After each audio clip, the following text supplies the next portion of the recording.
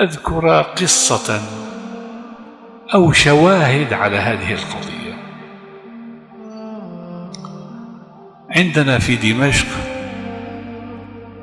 تربة وهي المقبرة، وكلنا نعرف التربة والمقبرة، الدحداح مشهورة، وفيها نعم أولياء، وفيها علماء، وفيها مجاهدون، وفيها شهداء.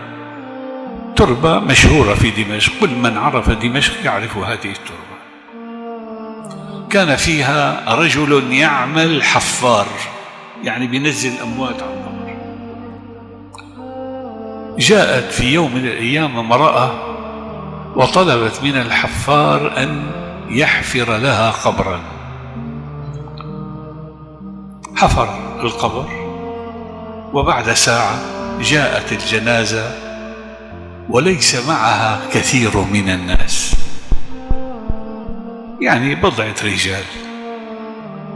أنزلت الجنازة إلى الأرض، وفتح صندوق الجنازة، وحمل الميت ودلي في القبر، وكانت الحفار في القبر تسلم الجثة وأراد أن يضعه في القبر. في هذه الأثناء ينفتح القبر ويصبح روضة من رياض الجنة.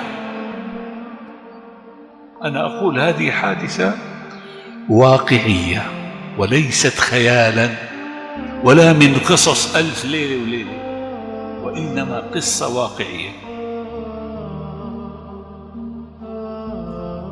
أغمي على الرجل لما ورأى اثنان جاء على أصيل فرس وأخذ الميت وذهبا به.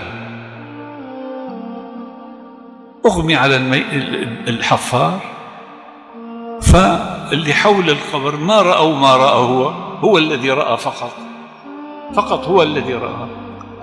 رشوا عليه ماء وسحبوا وطالعوا من القبر. كانت المرأة مضت.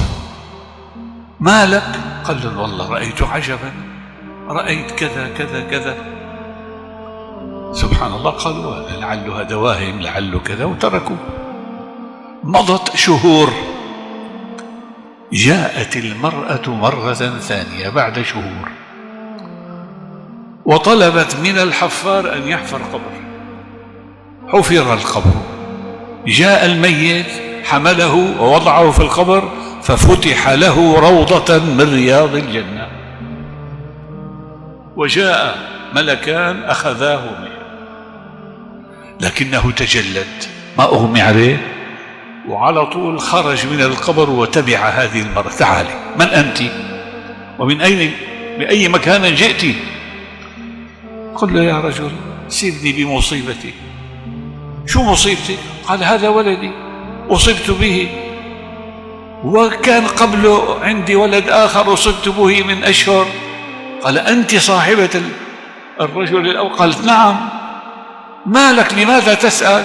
قال والله رأيت عجبا، الأول لما وضعته فتح روضة من رياض الجنة، والثاني كذلك. ماذا كان يعمل هذا وذاك حتى عاملهم الله بهذا الأمر وكان لهم هذه الكرامة العظيمة؟ قالت له أما الأول فكان طالب علم، وكان الثاني يعمل نجارا ويقدم لأخيه نفقات طلب العلم، فكافأهم الله طالب العلم ومن أنفق عليه بهذه المعاملة الطيبة. هذا الحفار رأى هذه الحالة وسمع هذا الجواب، ترك المقبرة ونزل منها إلى جامع التوبة، الجامع الذي نعيش نحن فيه. وكان الوالد وأبو الوالد وجده وأبو جده كلهم يعملون في هذا المسجد. كان جدنا هناك واسمه الشيخ سعيد البرهاني، جد الشيخ سعيد البرهاني والدي. جاء إليه قال له أريد أن أطلب العلم. قال له خير، أنت عمرك الآن 45 50 سنة، نسيت حياتك كلما قرأت العلم، الآن بدك تتعلم العلم. لماذا؟ قال لأنه صار معي كذا كذا كذا. قال له خلاص اتكل على الله ويلا ابدأ في طلب العلم. جيب الأجرومية، كانوا يتعلموا الأجرومية ويحفظوها ويتحفظوا متون وكذا، وبدأ واشتغل حتى صار من كبار العلماء. الشيخ عبد الرحمن الحفار من كبار علماء دمشق، وأسرته من بعده كلهم طلاب علم، وآخرهم الشيخ عبد الرزاق الحفار من كبار علماء دمشق.